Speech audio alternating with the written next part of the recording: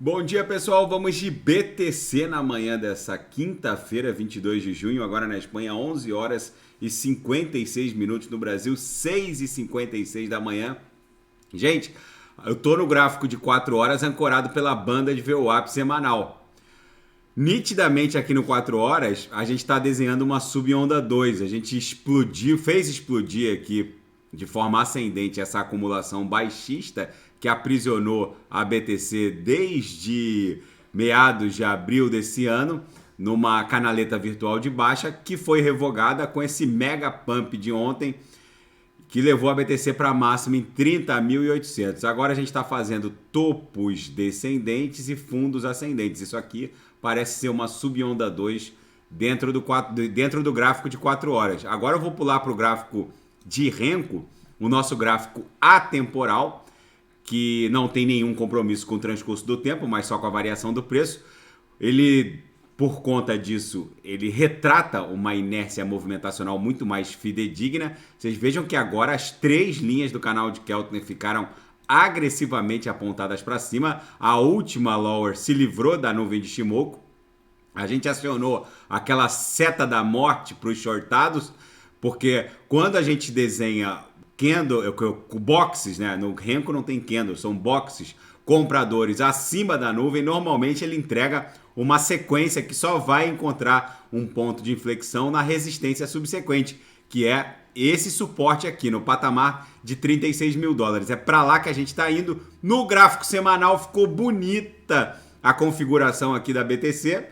Simplesmente a gente colocou um pavio que avançou praticamente para o patamar do topo anterior, que era 31 mil dólares. Mas com essa extensão de corpo real, já é chapéu para o palhaço. O próximo candle comprador aqui, que vai se desdobrar na semana que vai se iniciar a partir de segunda-feira, muito provavelmente vai fazer o pavio superior romper o patamar de 31 mil dólares e a BTC vai caminhando forte em direção ao nosso target em 36 mil dólares. Como eu reportei para vocês ontem, a principal característica de um Morobuzu é trazer os irmãozinhos.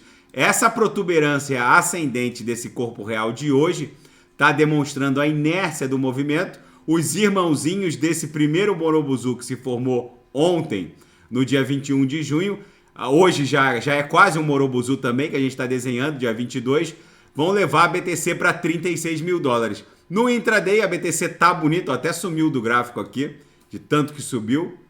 Deixa eu botar ela aqui numa expansão aqui que a gente consiga enxergar. Ontem, o sinal ofertado na sala de sinais fechou no gain. Eu consegui pegar ali um toque na VWAP e fechou rapidamente com lucro no bolso dos assinantes. A BTC basicamente bate na upper, volta para VWAP, bate na upper, volta para VWAP. Vocês veem que ela está acumulando muito próxima da VWAP. Ainda não ofertei os sinais na sala de sinais. Daqui a pouco eu vou ofertar. Vou achar um ponto seguro aqui entre as lowers para a gente poder acionar um sinal lucrativo. Com certeza vai ser lucro no bolso dos assinantes. Na seara fática, a Kraken vê o maior fluxo de saída de Bitcoin da história. Em poucas horas sacaram mais de 225 milhões de dólares em BTC dessa exchange. Agora começou uma nova corrida maluca por custodiar a BTC fora das exchanges. E o setor bancário está morrendo lentamente, dizem ex-executivos da TradeFi, das finanças tradicionais. A Cointelegraph tem uma reportagem muito interessante hoje, em que ela conversou com diversos ex-executivos dos setores de finanças e principalmente private equity do sistema financeiro tradicional. E eles dizem que o futuro das finanças é sem intermediário, é a autocustódia de ativos tokenizados e que o setor bancário vai morrendo lentamente. Tem uma grande reportagem hoje no Wall Street Journal, que eu já vou falar sobre isso, em que banqueiros hoje ganham menos que advogados em Wall Street. É lamentável que um setor vá morrendo de forma tão dramática, já que basicamente tudo dentro do TradeFi pode ser judicializado. E é isso que está acontecendo. E depois do mega hackeamento que a Atomic Wallet, esse hot wallet muito popular, principalmente nos Estados Unidos, acabou sofrendo. A responsável pelo código-fonte da Atomic Wallet deu uma declaração tipicamente produzida por advogados. Eles não pontificaram qual foi a causa do hackeamento. Eu já reportei aqui no canal que quem promoveu a última atualização teve as criptos drenadas, ou seja, a causa do hack foi o último update. Qualquer um que tenha Hot Wallet só deve atualizar depois que o update fica disponível por alguns dias, e se ninguém reclamar, aí você vai lá e atualiza. Nunca atualizem nas primeiras horas, porque com certeza se tiver algum problema, você vai ser afetado. A Atomic apontou que não houve uma causa específica, nem disse qual seria a causa provável, incluiu várias possibilidades, como um vírus no dispositivo dos usuários. É impossível isso ter sido a causa, porque milhares de usuários foram afetados de forma concomitante, ou seja, essa causa do vírus no dispositivo dos usuários é uma declaração típica de advogados, porque com certeza eles serão acionados na justiça pelos usuários.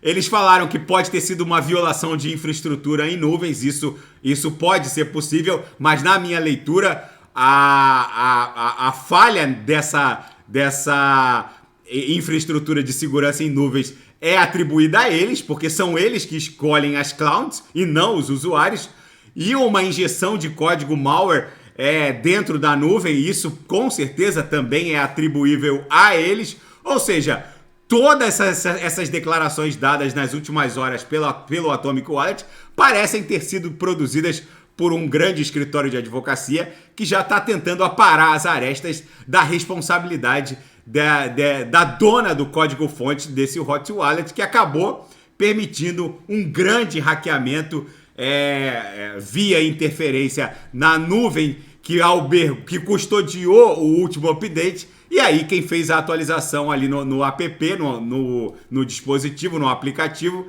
acabou tendo as criptos todas drenadas. E na seara geopolítica e finanças internacionais, um ex-executivo do Goldman Sachs diz que a hora é agora de entrar nos mercados de BTC e cripto, porque o alto endividamento estatal norte-americano e corporativo, já que agora, nos próximos dias, vai iniciar a nova temporada de rolagem de dívida corporativa empresarial, vai fazer muitos gigantes de Wall Street capitularem ou eventualmente até morrerem. Segundo esse executivo, o Raul Vision, que é CEO o Raul Pou, que é CEO da Real Vision, ele dá conta de que vem uma hecatombe financeira corporativa empresarial na TradeFi, e que a hora de entrar no mundo cripto seria agora. E uma reportagem no The Wall Street Journal dando conta de que o Wall Street está morrendo. Hoje, advogados ganham facilmente mais do que banqueiros. Superestrelas de bancas de advocacia ganham facilmente mais de 15 milhões de dólares por ano em Wall Street. Raros banqueiros são capazes de fazer isso por ano. Wall Street está morrendo lentamente e o mundo cripto está ganhando muita musculatura. Não é à toa que a BlackRock, agora uma outra reportagem na Bloomberg, dando conta de que o Larry Fink transformou negócios ruins em negócios de centenas de bilhões de dólares com a simples chegada da BlackRock no respectivo mercado. O Larry Fink acabou de entrar de cabeça pedindo o registro de um ETF de Bitcoin no mercado spot. Segundo essa reportagem, eles só entram de cabeça em algum negócio quando eles têm certeza que esse negócio vai ser vitorioso. Ou seja, é muitíssimo provável que os próprios executivos da BlackRock já saibam qual vai ser a definição da SEC quanto ao seu pedido de ETF de BTC no mercado spot. E é muitíssimo provável que eles inaugurem um novo capítulo para o mundo cripto depois da aprovação desse pedido de ETF.